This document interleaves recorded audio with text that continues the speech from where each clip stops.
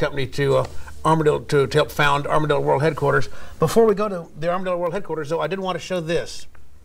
I have this with me. It's this is the first T-shirt, Austin T-shirt, first music T-shirt ever made in Austin, and it was made by Jim. And it was all done upside down.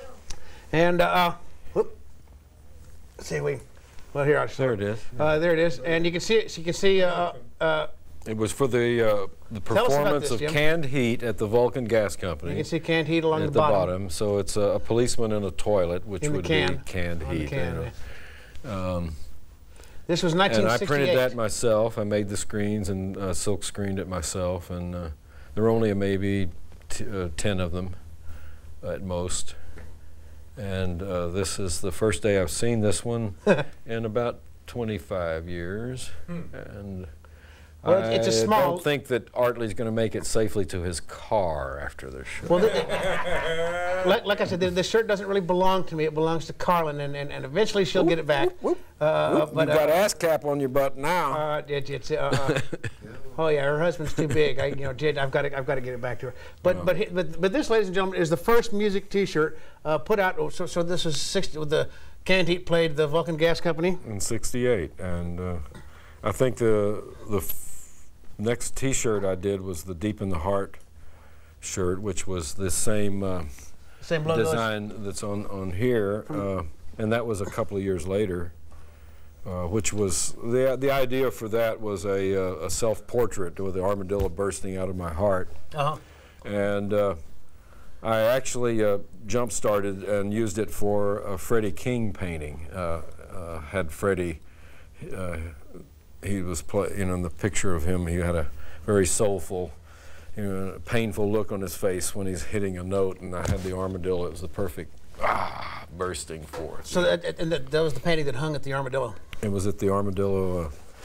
I painted it there, and it hung there until it closed. And then it hung at Steamboat, and now it's in possession of Eddie Wilson, and was at Threadgill's, the new Threadgill's, for about a year. And I always wondered why, how long it would stay before someone would bring to mind to notice, hey, that's a bloody picture for a restaurant. Yeah, exactly. No one seemed to notice. They thought it was just barbecue. So tell us, you were there when the Armadillo was formed. How did the Armadillo coalesce into a? It's now famous in lore. Well, the way the Vulcan Gas Company was sort of losing its draw, you might say. It was a number of factors involved, and so we were thrashing around for something to do to either fix it or do something else. And Shiva's Headband had just gotten a recording contract with Capitol Records, and Spencer ran into Eddie Wilson, who happened to be living across the street from him. Spencer was moving out of his house, and they'd known each other in college in Denton. And Eddie was working for the Brewers Association, Texas Brewers Association, doing PR work. I think happy hours, basically is what it was. And Spencer needed a manager, and Eddie was very business looking and very, they, I guess, had a positive relationship when they were in school, and so he hired him and said, I need a manager. And Eddie was looking for something else to do as well, and so he jumped into that. And then Spencer instructed his new manager to either make a deal with the Vulcan and take that over, or find another place, because Spencer wanted to be the house band of his own venue so that he would have a guaranteed gig, basically. Right. And so no deal could be made with the Vulcan over taking over that place. So we started looking for another building and found the Vulcan, which later became not the Vulcan, but the Armadillo, which was next to the old Cactus Club, which burned to the ground. So the Armadillo at 525 and a half. And a half. That was the back. Barton Springs Road. I think 525 might have been the roller rink. Yeah, in front. Now 525 would have been across, I don't know. It was confusing. Where was this half? My half or your half? But so it was just an unused giant Quonset hut.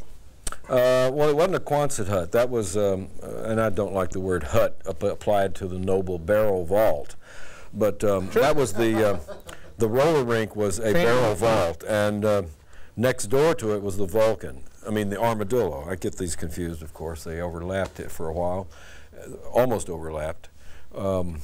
It was about a month between the closing of one and the formation of the new one. Would have been the summer of 1970.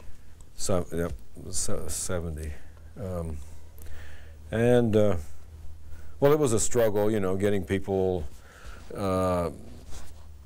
familiar with the new location, which was half behind something else. Normally it's a garage apartment that you see that has the half. But you know, when we started looking for buildings, we had these brainstorming sessions at Eddie's house with Spencer and all, and I said, well, you know, it was understood that the new place was going to be called Armadillo. Spencer was actually the only person who ever approached me to ask my permission to use the Armadillo, in this case for a record label. Yeah. And he took my, you know, he understood that I had a certain proprietorship to it, and was very cognizant of artist rights to their ideas. So he asked me for permission, which I was honored and granted, and of course I was to do the artwork. Of course. And so he released a few singles before the Capitol record deal on his Armadillo label. So the Armadillo had become a theme, a motif in the posters I was doing for the Vulcan. So it became a natural, you know, understood name of the new venue. And Eddie kind of tagged on World Headquarters to the word Armadillo. And so that's how that got started. Now you moved in to, you moved your residence. I lived in the Vulcan building for 4 years, and then moved into the building where the Armadillo was. That's the way I was able to do all of that artwork and survive without having to do so-called day work. And it also gave you a residence in South Austin, this being the South Austin show. It's just so you moved to South Austin to live and do your art. And that's where the name Armadillo got applied to a business for the first time in Austin, was in South Austin. It had to cross the river, and because downtown was, that's where it really got started, but downtown was, well, there was just too much sidewalk and not enough, well, whatever. Well, I do remember that the parking lot of the Armadillo resembled the Craters of the Moon National Monument. It was. I remember seeing a big Lincoln or something get middled out on, you know, backed into one of the holes and was couldn't move. They had to get a tow truck. Fortunately, there was a tow yard right at the other end of the parking lot, and so they were able to be pulled out. They were literally seesawing their Craters of the Moon parking lot. An amazing thing. I mean, it looked like giant armadillos had buried themselves during the night. There you go. Just left a little or large, you know, recess. You never knew when they were going to come up from the hole, you know. We're back here in ACAC Studios with Jim Franklin here in part 2 of the. And AC stands for air conditioning. Air conditioning. It's we certainly have air conditioning. So I noticed that I brought along these two. You put out Armadillo comics. Yep. A little bit shiny. A little bit shiny. Here. Your Armadillo. The one on the left, the Dillo Tunes, was the first one. This one here. This one here with the back half of the Armadillo, so that when you open the whole thing out, if you flip it over, you'll see the the word Arma is on the flip side. So that when you open it out, it makes one picture. Well, I'll do it in this package. This is he's got another one slipped in. Yeah, this is and that was a little comic book promotional I did for the Shiva's Headband album release. But so what did you these were your first comics? Yeah, and then this Armadillo #2, the one with the pyramids, was the one that was most widely reprinted. That was Rip-Off Press printed it in San Francisco, which was a company formed by Gilbert Shelton, called Rip-Off, in order to rip off profits in the publishing business for the artists. So they're one of the few. He started off on the principle of sharing profit half and half. The publisher gets half, and the artist gets half, which was very, at the time. very unusual. Probably unusual at the very unusual today. Probably for now as well. And this was, I guess, that it's dear. That's one of those Dutch words that has to be pronounced with the phlegm. But it's I guess, Flemish. Very nice.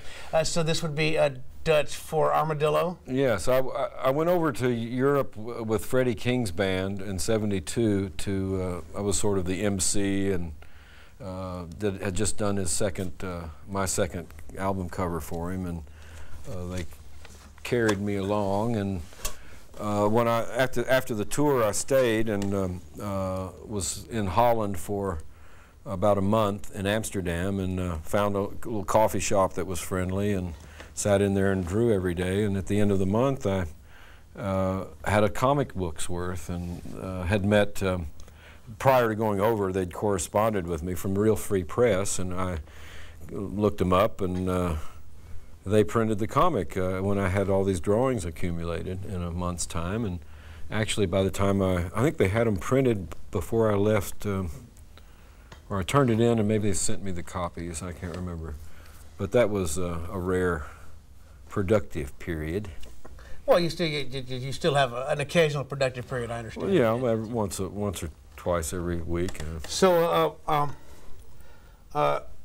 so you were living, last time we were talking, you were living at the Armadillo, and in South Austin. In South Austin, Texas. Yes. I was living in the. Well, I was kind of living in the north end of the building. But I started off living in the south end of the building. Well, they changed the bandstand from one end to the other. You know, speaking of bandstands, Tom.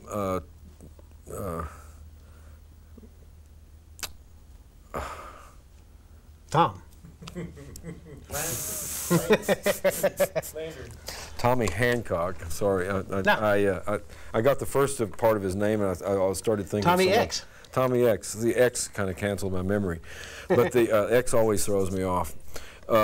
He had an observation about that stages that are on the north side of a room are more successful than stages that are on the south side facing the north. Huh. And when I went through my memory about, yes, at the Armadillo, the first year the stage was in the south facing the north. Right. And then we built a stage at the north end, and it was boom time all the way. I mean, every show was a success. It was just a very good room to play. The Opera House had a north-facing stage, which also had a very low ceiling over the stage, and the whole room had a low ceiling, which was a little bit claustrophobic feeling, you know. So that always impressed me as being a kind of a strange room. Great shows happened there. Right. But it was great. And the same thing at the La Zona Rosa. There was the little stage was facing the north, and it was a small, but then, well, that was when Tommy had this theory, presented this theory, was when La Zona Rosa was on its last days, and he was suggesting putting the stage on the other end, which they did do after the second people took it over. They put the stage over there, and it was more successful. It's now I don't know about the East-West. You got the Continental Club. Now, where's the stage facing at Antone's? It's facing facing three east. Antones. It's the current one's facing east. So east-west probably is not that much of a critical factor. But there needs to be has a stage facing south. Yes, very successful. I think I would like to volunteer for federally granted study of this, and I can begin immediately as soon as the check clears. You're ready. You prepared? I'm ready. I'll do drawings of it too. There you are. So, what bands were especially memorable to you at the Armadillo? Oh, well, Captain Beefheart and Ry Cooter, that was a great night. Wow. Something I had looked forward to for a long time. Fats Domino was one of the greats. I went backstage since I was the MC, I was going to be, on stage to introduce them, and I asked Fats if there was anything he needed. I wish I had a painting of the view of what when I walked into that room that was provided for backstage. There's Fats with his well, he had his underwear on and his underclothing and all, but these nice stocking socks that had the garter, to hold them garter up, socks, garter socks and all. And I said, well, and he was there with his longtime companion who'd always accompanied him throughout his career. And I said, is there anything you need at all? And he said, well, is the piano nailed down? And I said, no, should we nail it down? No, don't nail down the piano. Don't nail down the piano. Okay, we won't. I don't think we had any nails anyway. So at the end of the show, it became apparent why he didn't want it nailed down, because he does the last note and he stands up and pushes the piano with his belly and then hits it again. He scooted the piano a good 6 feet across the stage. Oh. And that's why he didn't want it nailed down. For the kapow finish. Yeah. So I guess that was, I guess I wasn't the only person to ever hear that request. So I guess what, Frank Zappa? Frank Zappa, oh, those were marvelous. Zappa's, and Springsteen. Actually, Springsteen's show was a pivotal in his career because his first national tour was hyped up so much. It was promoted as the new Bob Dylan and all this, and people were booing him. And they just played New Orleans, and the people booed him because he wasn't Bob Dylan. And of course, the audience think that's his promoting himself. They don't realize it's someone in the record company, working overtime. And he was just fed up with it. And he told us afterwards that he had made it in his mind that if this show didn't go well, he was going back to New Jersey, skip this torture. He goes back to where he has fun. And the Armadillo show was so successful. And one of the things that helped it was coming out with getting the audience all worked up before the band comes on. See, the role of the MC is to stir up the audience so that they're hot by the time the stars come on. The band doesn't have to warm them up. And the Armadillo audience sort of got into the understanding of this. And I'd come out with my little regalia, my Texas flag and deer antlers and armadillo shell, and it was a signal to go crazy. So that would get the audience worked up. Well, you were good at that. Well, tried to be. Another memorable show was when Leo Kottke, maybe it was the third time he played there, and we'd gotten to be pretty good friends. And I had 2 panels of a landscape, 4x8 panels, and I screwed some handles on the back of them, and I had this spontaneous idea to have the 2 panels with me behind it and Leo, and I had his stools move back a little bit, and so we go behind, the panels are moving out onto the stage, and we're behind it. The audience doesn't see us, and then when we get to the middle, it opens up the width of my Texas flag, and I step forward, and the panels close behind me, so they still don't see Leo sitting on his stool back there. And I do my little routine with the leghorn and whatever, and then I said, Leo Kottke. Opens up, and there's Leo. And the audience loved it. Well, the next night, we do the same thing. And the first thing that when I said Leo Kottke, the first thing Leo said was, don't be deceived, I'm actually Tammy Wynette. So the next night, I introduced him as, and I would like to thank Leo Kottke for presenting to us tonight the lovely Miss Tammy Wynette. And he's laughing, you know, he's completely threw him off. He was, you know. He had a good sense of humor. He dropped his pick in the guitar hole, you know. It was just a whole evening of fun, you know, fun. He was good at handling those kind. He was very good. He could be a good stand-up. He's very witty. I remember Leo Kottke once described his singing voice as sounding like goose farts on a foggy morn. Yes, I think, was it he or was it Liza Williams that described him as such? It's lost in the fogs of time. And of course, Freddie King. Freddie King. Oh boy, Freddie. The first time Freddie played, well, he played the Vulcan several times. One of the times that was the most memorable was on a show with Johnny Winter. And no, it wasn't a show with Johnny. Johnny Winter just happened to be there. And the first night, Friday, there weren't very many people there.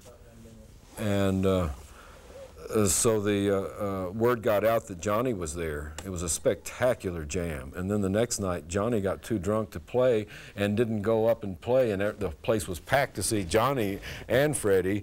And Johnny didn't want to play. So it was like, what's the artist's prerogative? He wasn't booked. He was a guest.